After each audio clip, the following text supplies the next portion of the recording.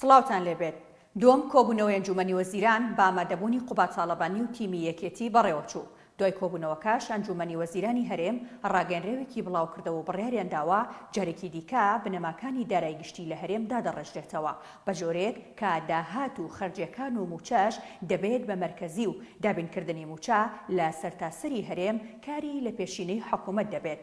ئەنجومەنی وەزیران سەرجەم وەزیرەکانی ڕاستپارت لە ئێستاوە پلانی جێبەجێکردنی بڕگەکانی ئەم بڕیارە دابڕێژن.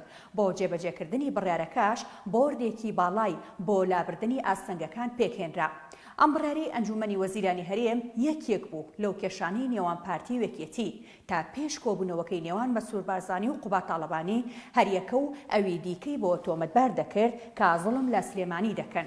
بە گوێرەی ڕاگەنراوەکەی ئەمڕۆشیان بێت دەیانەوێت تیمەکانی ئەنجومەنی وەزیران ڕاستپێرن کێشەکە چارەسەر بکەن. جگە لەما ئەنجومەنی وەزیران باسی بودجەی عێراقی کردەوە و دەڵێت پێویستە پەلە بکرێت لە پەسەندکردنی بودجە و ڕێز لە ماف و شایستە دەستوریەکانی هەرێمی کوردستان بگیرێت و هیچ هەموارکردن و گۆڕانکاریەک لە پرۆژەکە نەکرێت لە دەرەوەی ڕێکەوتنی نێوان هەردوولادا. وا دەردەکەوێت ئەنجومەنی وەزیران هەست بە مەترسی لەسەر بودجە بکات و دەڵێت شاندیدان و سانکاری هەرێم بەردەوام دەبێت لە پەیوەندی و هەماهەنگی لەگەڵ حکوومەتی ناوەند و فراکسیۆنە کوردستانیەکان بۆ ڕێگریکردن لە هەر هەوڵێک بە ئاڕاستەی پێشێلکردنی ماف و شایستەکانی هەرێم.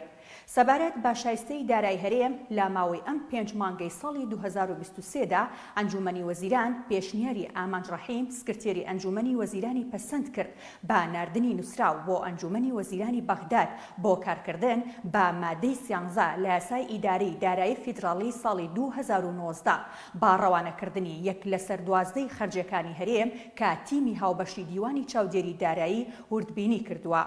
ئەنجومەنی وەزیران دەیەوێت هاوشێوەی پارێزگاکانی دیکەی عێراق خەرجی بۆ هەرێمیش دابین بکرێت. دەڵێت نابێت جیاکاری بکرێت لە نێوان هەرێم و ناوچەکانی دیکەی عێراقدا.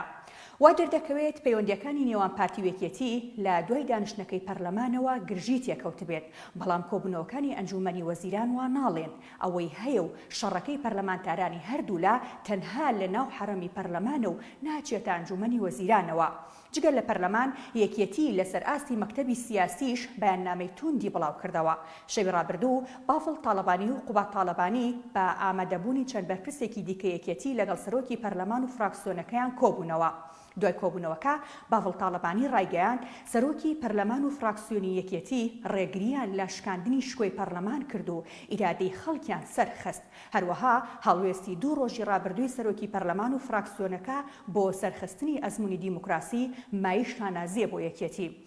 باڤڵ تاڵەبانی لە کۆبوونەوەکەدا داوای لە فراکسیۆنی یەکێتی کردووە ڕێگە نەدەن دامەزراوە یاسایەکان بۆ بەرژەوەندی حەزبی بەکاربهێنرێت و شکۆی دامەزراوە نیشتیمانیەکان لەکەدار بکرێت.